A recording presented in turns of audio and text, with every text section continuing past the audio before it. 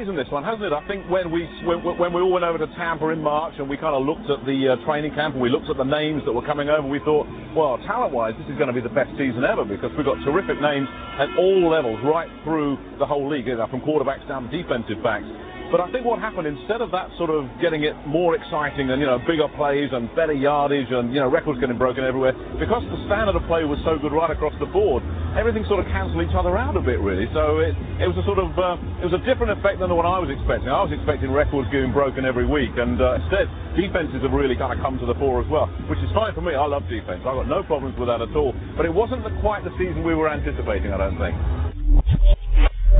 The guy that really stood out for me all year is Scott Shields in Scotland, and maybe there's some bias there because I see Scotland every week, so I see more of him. But he's one of those guys. We know what this league here is in Europe. We know it's a developmental league. It's a league where guys come over to prove what they can do to their NFL teams. And you look at a guy like Scott Shields and you think, what's he doing here? Why is he here? He shouldn't be in this league. He should be in the NFL, and whatever reason he isn't, somebody made a mistake somewhere. He's going to be playing in the NFL somewhere. But then, you look at a guy like Jamal Robertson, never been in an NFL camp before. He was the last player taken in the draft, the 23rd round. Pete Kuharchik just said, we need a running back, let's take this guy. They didn't know what they had. The 49ers who allocated him in, they didn't know what they've got. And look what he's done. He's grabbed his opportunity, and now he goes back to the 49ers, and he's got a load of yards, and he's got a load of film, and he can say, hey, look, guys, I can play. Robertson really has impressed me this year. I think he's, if you look for a guy that could come from nowhere, he's one of those guys that's really got a good shot. Saddest story of the season.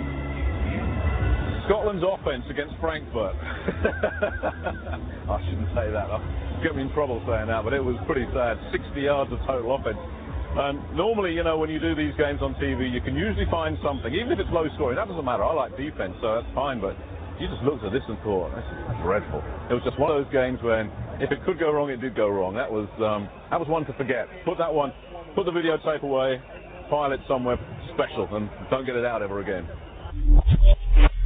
The problem T. Martin has got, and you guys know this better than anybody, Pete Kuharchik runs the football. That's what he does. He likes to run the ball, and if Pete can run the football, he's going to make his quarterback hand off and hand off and hand off. And I think because that was happening and getting established so early for them, that the impression I got was that the passing game never really had a chance to gel.